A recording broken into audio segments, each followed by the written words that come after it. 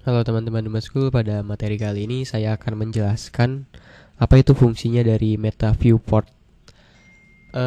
Pada artikel yang ada di kursus webdesign.org, saya pernah membuat sebuah yang namanya blog, yaitu fungsi Meta Viewport pada HTML. Teman-teman bisa dibuka langsung di URL di sini.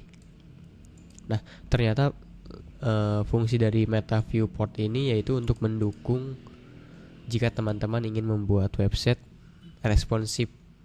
Maksudnya responsif itu bisa mendukung atau bisa user friendly di semua ukuran device. Jadi misalkan kalau kita pengen di ukurannya si komputer atau di HP atau di tablet itu tetap bagus, maka kita harus memakai yang namanya Meta Viewport ini. Seperti contoh, saya punya website. Ini websitenya masih offline. Saya coba kecilkan. Biasanya kalau programmer itu mengetes untuk dia responsif atau enggak dengan cara minimize seperti ini. Nah, seperti ini. Kalau dilihat secara singkat ini sudah responsif. Saya scroll ke bawah, ini sudah bagus. Tapi kalau misalkan saya hosting, ini saya onlinein, dia nggak bakal sebagus yang tadi saya kecilin. Jadi kalau misalkan di ukuran handphone aslinya itu, kalau saya buka di sini, saya pakainya Google Chrome, klik kanan, inspect element, lalu klik yang bagian toggle device toolbar ini, teman-teman klik. Nah, tampilan di handphone ternyata akan seperti ini, bukan seperti yang tadi. Jadi untuk cara mengetesnya seperti ini, bukan cara minimize seperti ini. Nah, sebenarnya untuk di ukuran handphone belum bagus karena saya belum menempatkan Meta Viewport di contoh website ini. Saya kecilkan kembali, klik kanan, inspect, lalu klik yang toggle device toolbar ini. Nah, seperti ini jadinya. Jadi untuk di ukuran handphone, live-nya akan seperti ini, bukan minimize yang tadi. Nah, bagaimana biar sama dengan yang saya minimize tadi?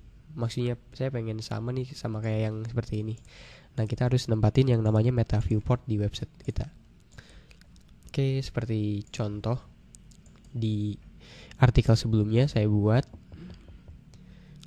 Nah, ini Meta Viewport Content Width sama dengan device strip width, yang pengertiannya iPad pada posisi landscape mempunyai resolusi 980 dan posisi portraitnya sekian.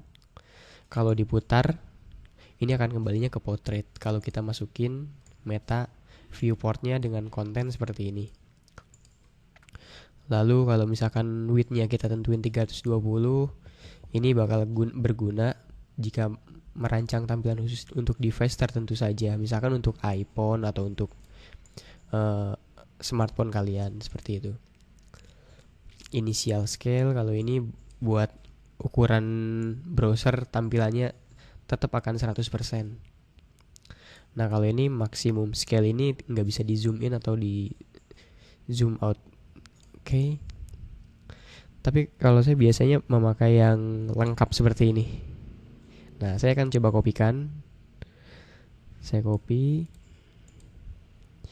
Lalu untuk di website ini kalau saya kecilkan di minimize ini bagus. Tapi kalau di inspect masih jelek kayak tadi kan. Nah, seperti ini. Jadi saya akan nempatin Meta Viewportnya di sini. Saya akan paste di sini. Ini tentang .php, maksudnya tentang .php itu yang ini. Lalu saya akan refresh.